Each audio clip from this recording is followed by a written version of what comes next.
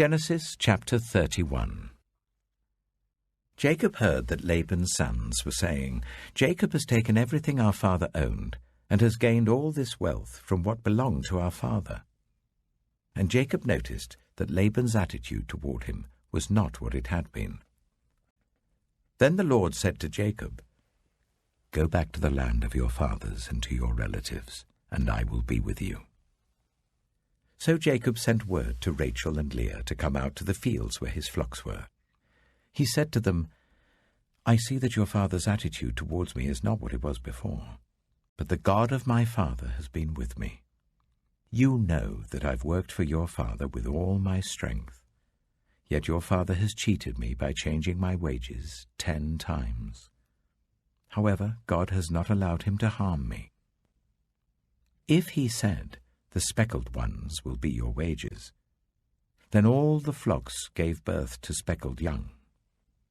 And if he said, 'The streaked ones will be your wages,' then all the flocks bore streaked young. So God has taken away your father's livestock and has given them to me. In breeding season, I once had a dream, in which I looked up and saw that the male goats mating with the flock were streaked, speckled, or spotted. The angel of God said to me in the dream, 'Jacob.' I answered, 'Here I am.' And he said, 'Look up and see that all the male goats mating with the flock are streaked, speckled, or spotted, for I have seen all that Laban has been doing to you.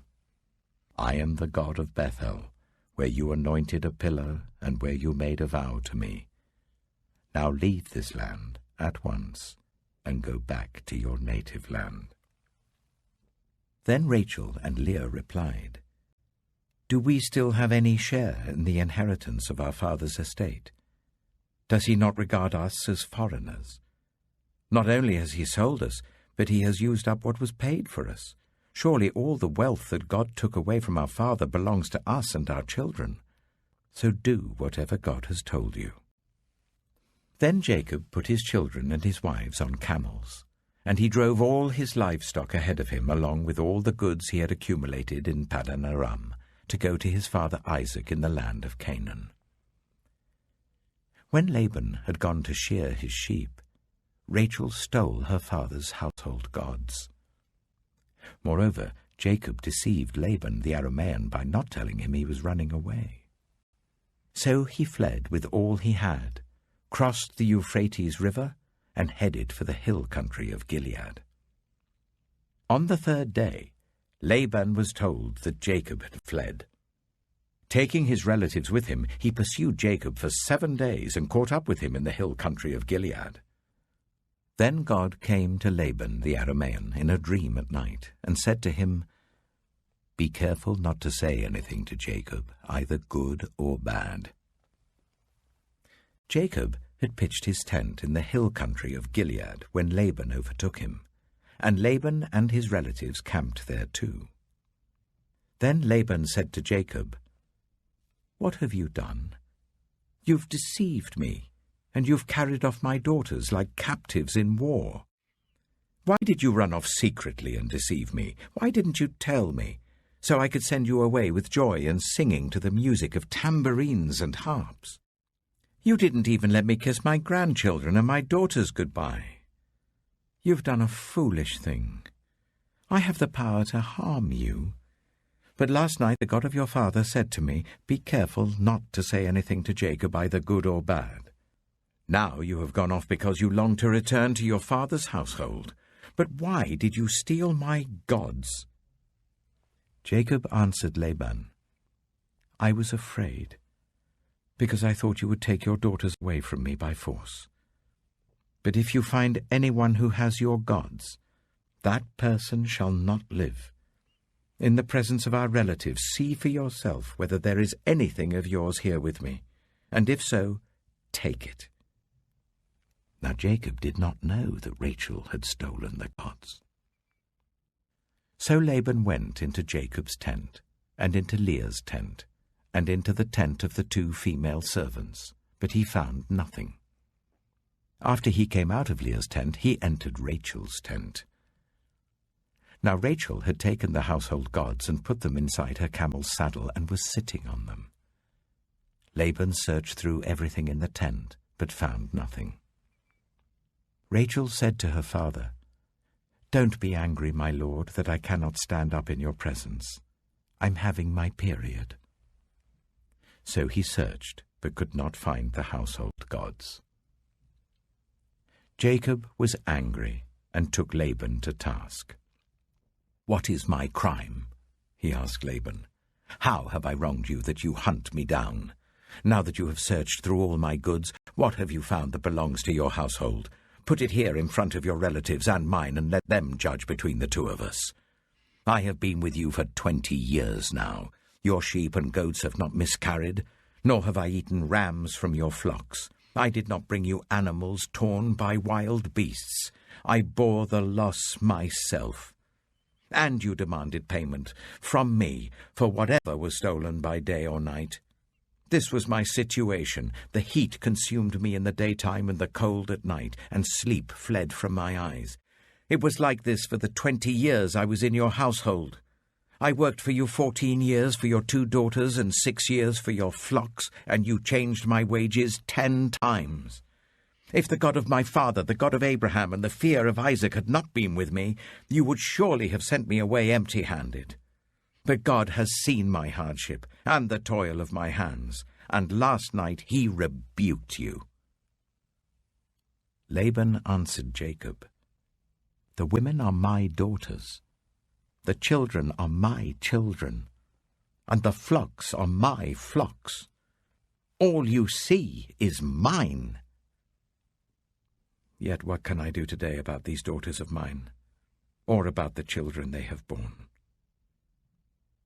Come now, let's make a covenant, you and I, and let it serve as a witness between us." So Jacob took a stone and set it up as a pillar.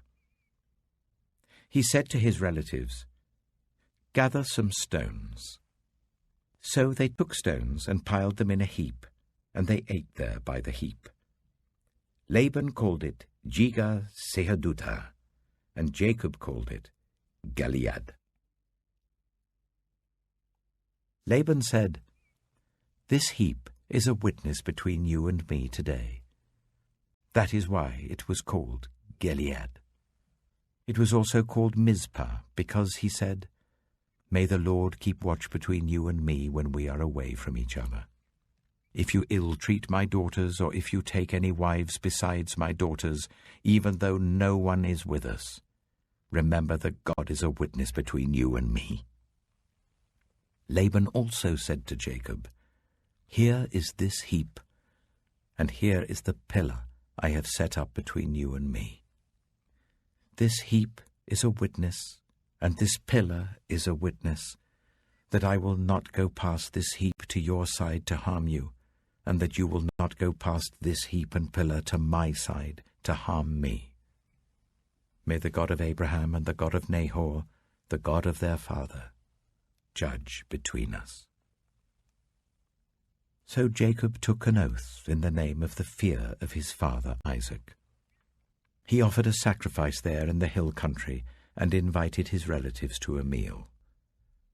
After they had eaten, they spent the night there. Early the next morning, Laban kissed his grandchildren and his daughters and blessed them. Then he left and returned home.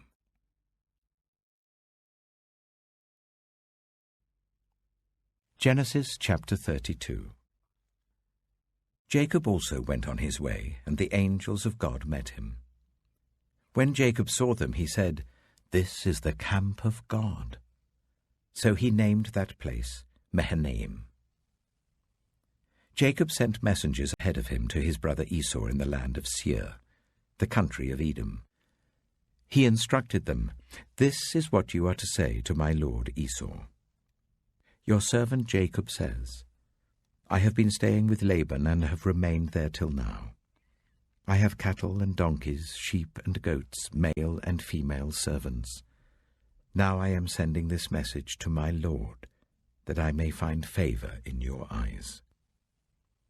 When the messengers returned to Jacob, they said, "We went to your brother Esau, and now he is coming to meet you, and 400 men are with him."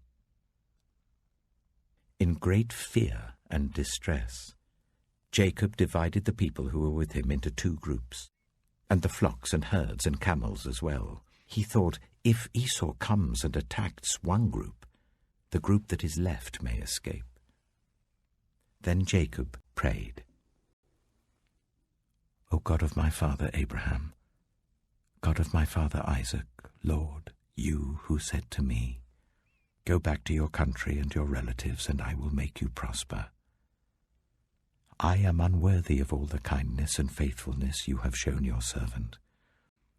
I had only my staff when I crossed this Jordan, but now I have become 2 camps. Save me, I pray, from the hand of my brother Esau, for I am afraid he will come and attack me, and also the mothers with their children.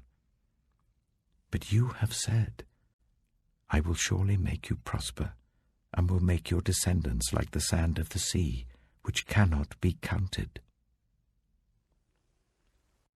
He spent the night there, and from what he had with him, he selected a gift for his brother Esau: 200 female goats and 20 male goats, 200 ewes and 20 rams, 30 female camels with their young, 40 cows and 10 bulls, and 20 female donkeys and 10 male donkeys. He put them in the care of his servants, each herd by itself, and said to his servants, "Go ahead of me, and keep some space between the herds." He instructed the one in the lead, "When my brother Esau meets you and asks, 'Who do you belong to, and where are you going, and who owns all these animals in front of you?' then you are to say, 'They belong to your servant Jacob. They are a gift sent to my lord Esau, and he is coming behind us.'" He also instructed the second, the third, and all the others who followed the herds, "You are to say the same thing to Esau when you meet him, and be sure to say, 'Your servant Jacob is coming behind us.' For he thought, 'I will pacify him with these gifts I'm sending on ahead. Later, when I see him, perhaps he will receive me.' So Jacob's gifts went on ahead of him, but he himself spent the night in the camp.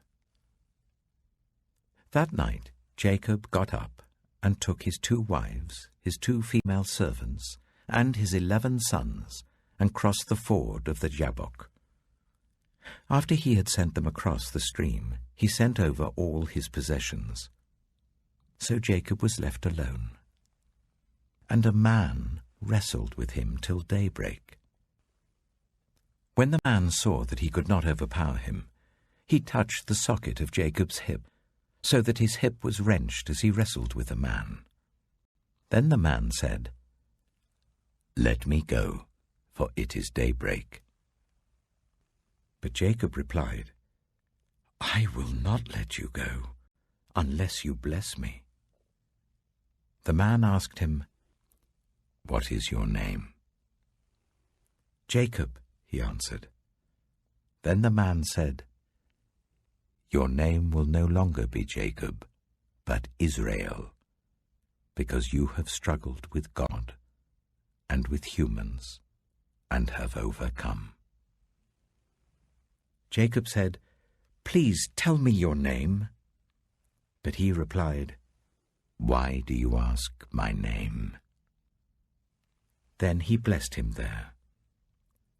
So Jacob called the place Peniel, saying, "It is because I saw God face to face, and yet my life was spared." The sun rose above him as he passed Peniel, and he was limping because of his hip. Therefore to this day the Israelites do not eat the tendon attached to the socket of the hip, because the socket of Jacob's hip was touched near the tendon.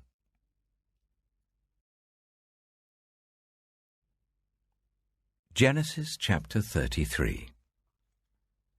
Jacob looked up, and there was Esau, coming with his 400 men. So he divided the children among Leah, Rachel, and the 2 female servants, He put the female servants and their children in front, Leah and her children next, and Rachel and Joseph in the rear. He himself went on ahead and bowed down to the ground 7 times as he approached his brother. But Esau ran to meet Jacob and embraced him. He threw his arms around his neck and kissed him, and they wept. Then Esau looked up and saw the women and children. "Who are these with you?" he asked. Jacob answered, "They are the children God has graciously given your servant." Then the female servants and their children approached and bowed down. Next Leah and her children came and bowed down. Last of all came Joseph and Rachel, and they too bowed down. Esau asked, "What's the meaning of all these flocks and herds I met?" "To find favor in your eyes, my lord," he said. But Esau said, "I already have plenty, my brother. Keep what you have for yourself."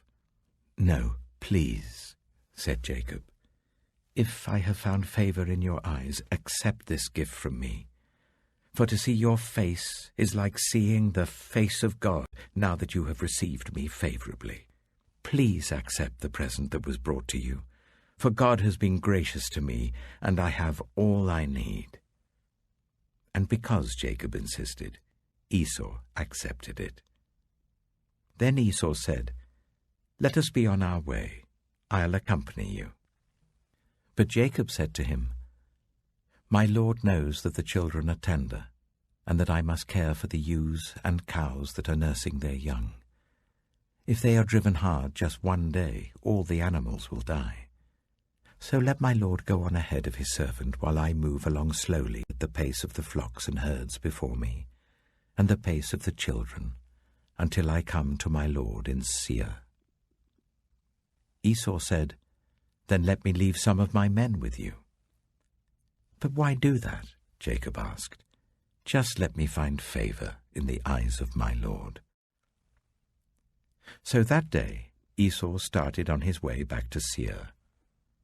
Jacob, however, went to Succoth, where he built a place for himself and made shelters for his livestock. That is why the place is called Succoth. After Jacob came from Paddan Aram, he arrived safely at the city of Shechem in Canaan, and camped within sight of the city. For 100 pieces of silver he bought from the sons of Hamor, the father of Shechem, the plot of ground where he pitched his tent. There he set up an altar, and called it El Elohe Israel.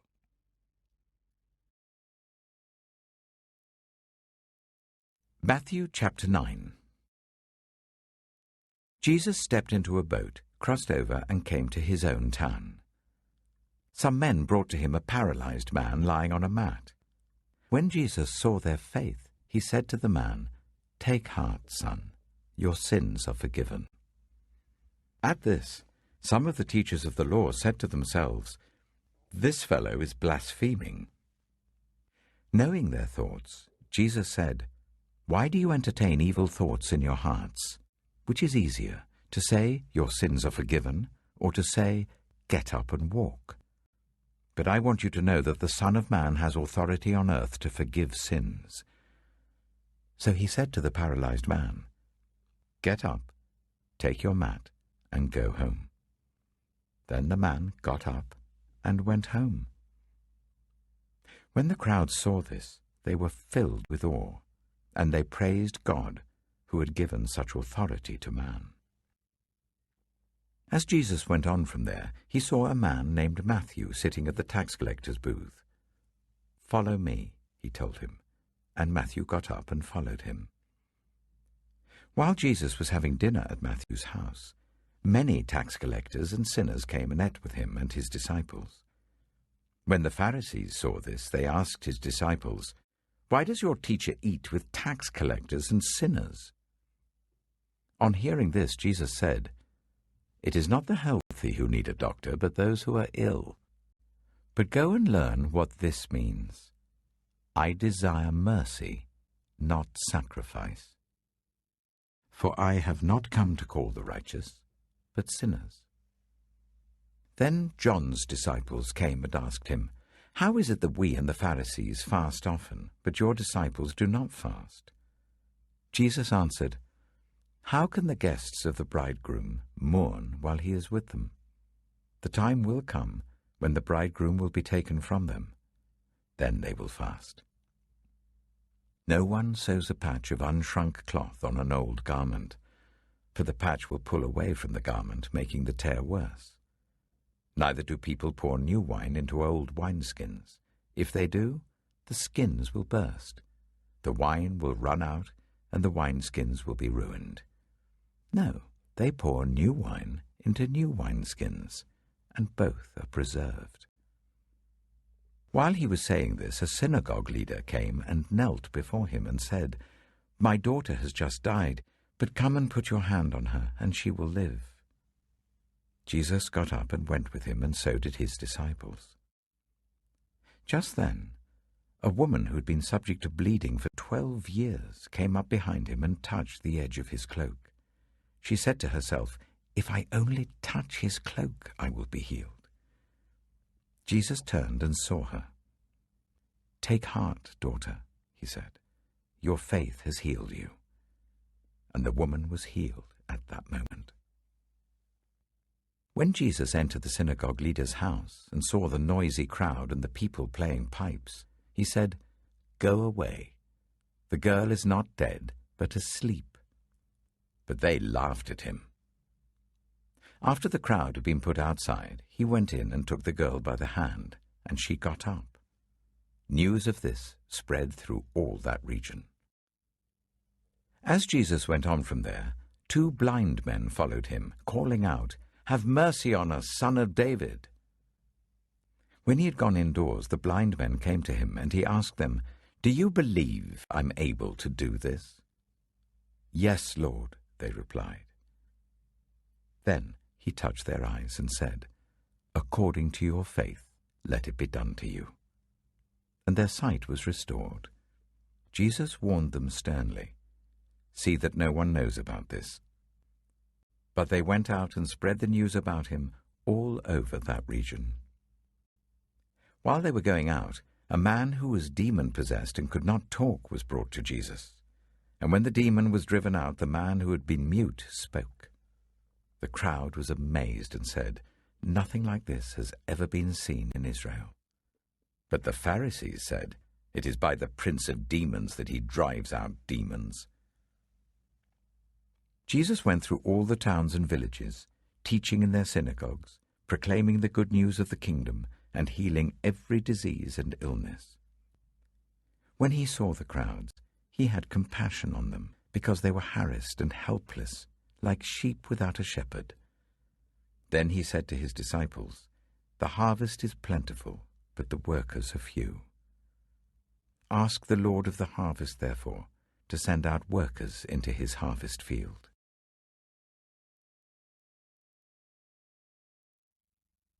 Psalm 13. How long, Lord, will you forget me forever? How long will you hide your face from me? How long must I wrestle with my thoughts, and day after day have sorrow in my heart?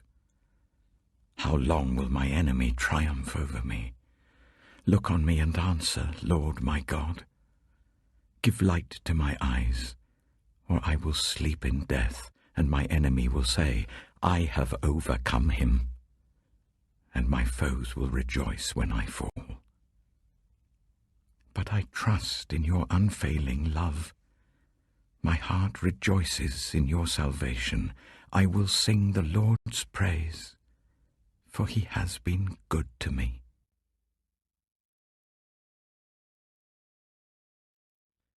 Proverbs chapter 13. A wise son heeds his father's instruction, but a mocker does not respond to rebukes. From the fruit of their lips people enjoy good things, but the unfaithful have an appetite for violence. Those who guard their lips preserve their lives, but those who speak rashly will come to ruin. A sluggard's appetite is never filled, but the desires of the diligent are fully satisfied. The righteous hate what is false, but the wicked make themselves obnoxious and bring shame on themselves.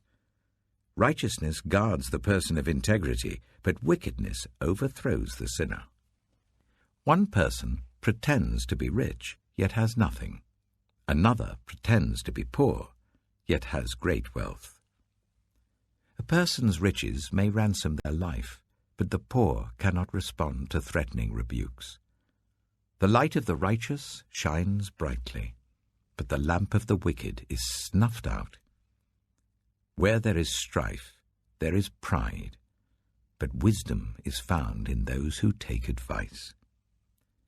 Dishonest money dwindles away, but whoever gathers money little by little makes it grow. Hope deferred makes the heart sick, but a longing fulfilled is a tree of life. Whoever scorns instruction will pay for it, but whoever respects a command is rewarded.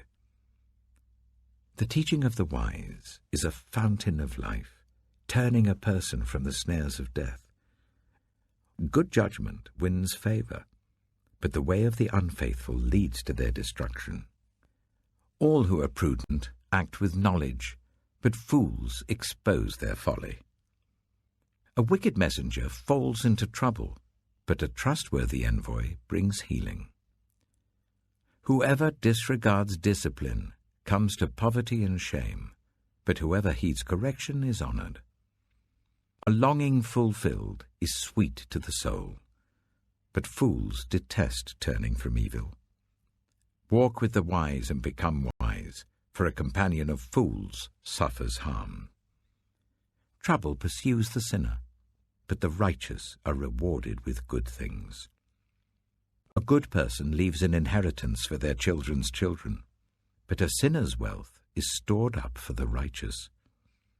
An unploughed field produces food for the poor, but injustice sweeps it away. Whoever spares the rod hates their children, but the one who loves their children is careful to discipline them. The righteous eat to their heart's content, but the stomach of the wicked goes hungry.